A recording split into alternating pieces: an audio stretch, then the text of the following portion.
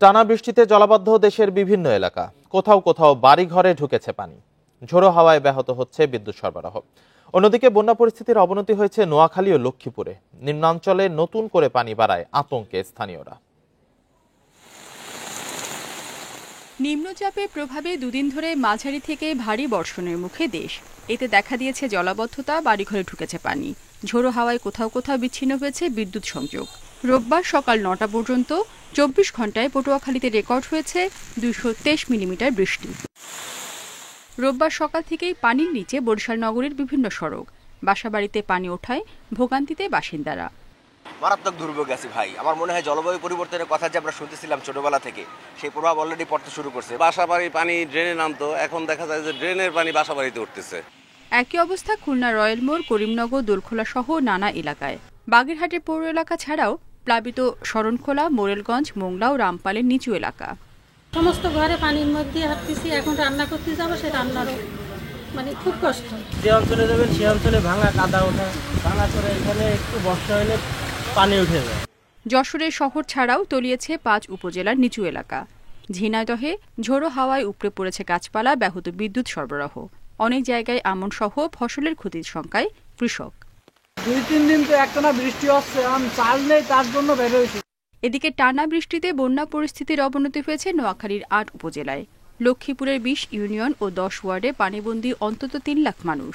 নিম্নাঞ্চলে নতুন করে পানি বাড়ায় আতঙ্কে স্থানীয়রা। বন্যা জানার কিছু কমে ঘরের করছে, মনে করছি জামু।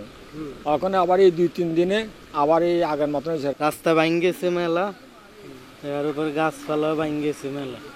বৃষ্টিতে আবারও পানির নিচে চাঁদপুরের ফরিদগঞ্জ। জলাবদ্ধতা দেখা দিয়েছে শাহরাস্তি ও হাজীগঞ্জেও।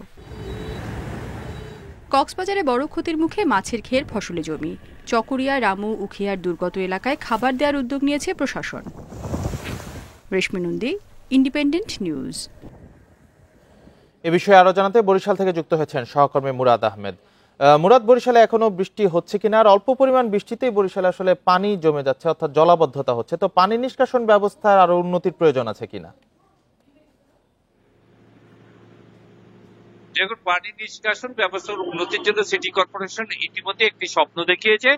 যে স্বপ্নটি হলো বরিশালের এই যে ড্রেনেজ গুলো আছে এর একটা প্ল্যানিং করতে হবে। সেই প্ল্যানিং অনুযায়ী যে আউটলেট আছে আউটলেট মাস্টার প্ল্যান করতে হবে ইত্যাদি অনেক কিছু। তাতে যা মনে হচ্ছে ভীষণ দেরি হবে আর কি।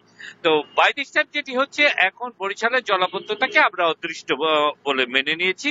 আপনি দেখুন, আজকে বরিশালে ১৭৯ মিলিমিটার ২৪ ঘন্টা রেকর্ড বৃষ্টিপাত রেকর্ড আছে।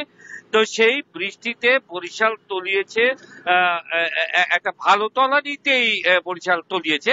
তো সেক্ষেত্রে যে রাস্তাগুলো আছে, বড় রাস্তাও এখন পানি উঠেছে, অবশ্য ভাটায় নেমে যাচ্ছে, আর ছোট রাস্তাগুলোতে তো পানি আছেই। আর যেটি হচ্ছে যে আমি এখন যেখানটায় দাঁড়িয়েছি এটি বরিশালের পশ্চিম বগুড়া রোড। হ্যাঁ, তো এখানটায় আসলে যেখানে দাঁড়িয়েছে এটা ছিল একটা খাল। তো খালের অবস্থা করা হয়েছে ড্রেনে যা হয় তাই হয়েছে। ড্রেন নিষ্কাশন নিয়ে বড় ঝামেলা আছে। আর সবচেয়ে বড় যে ঘটনা সেটি হচ্ছে যে ৪৬টি আউটলেট, অর্থাৎ বরিশালের রাস্তা থেকে পানি বের হয়ে যাওয়ার জন্য খালগুলো ৪৬টি খাল, এই ৪৬টি খালে ৪৬টি আউটলেট ছিল। আচ্ছা, তারপরে যেটি করা হয়েছিল, কীর্তনখোলা নদীতে ৮টি বড় আউটলেট ছিল। অর্থাৎ এখানে যদি সম্ভব না হয়, প্রেশার বেড়ে যায়, তাহলে পানিকে ওসব জায়গা থেকে বের করে দেওয়া হবে। এই ঘটনাগুলো ঘটেছে ৫০ বছর আগে, ৪০ থেকে ৫০ বছর ধরে নি। তো এই ৪০-৫০ বছরের মধ্যে নদী তার রূপ হারিয়েছে, নদী তার যৌবন হারিয়েছে, নদীর তলদেশ উঁচু হয়ে গেছে, যতগুলো আউটলেট ছিল সব আর কি জোয়ার, স্বাভাবিক জোয়ারের সময় তলিয়ে যায়, অর্থাৎ নিচে নেমে গেছে। এখন এই আউটলেট গুলোকে উঁচু করতে হবে। আমি কিছুক্ষণ আগে একটা আউটলেটের সামনে গিয়েছিলাম, দেখি পানি সেখানে থই থই করছে, অর্থাৎ সেই পর্যন্ত পানি উঠতেই পারে না, উঠে তারপর আবার নামতে হবে। এটা গায়ের জোরের বিষয় না, অর্থাৎ কৌশলগত ব্যবস্থা যদি অবলম্বন করা না হয়, পানির এই যে দুর্ভোগ, বৃষ্টির এই দুর্ভোগ, এটি বৃষ্টির কারণে না, সামান্য জোয়ার ভাটায়, যেমন এর আগে আমরা ছোটবেলায় দেখেছি পটুয়াখালী তলিয়ে যেত, এখন আমরাও তলাচ্ছি। তো জলাবদ্ধতা যে বিষয়টি এখানে আটকে আছে, এই এতগুলো আউটলেটকে যদি আবার বিকাশে আনতে হয়, এতগুলো আউটলেটকে যদি আবার প্ল্যানিং এ আনতে হয়, সেটা একটা বড় ধরনের খরচের ব্যাপার আছে। সেটা একটা বড় ধরনের খরচের ব্যাপার আছে। গত 5 বছরে, অর্থাৎ এই নির্বাচনে, আগের নির্বাচনে, গত 5 বছরে বরিশালের জন্য একটি টাকাও বরাদ্দ হয়নি।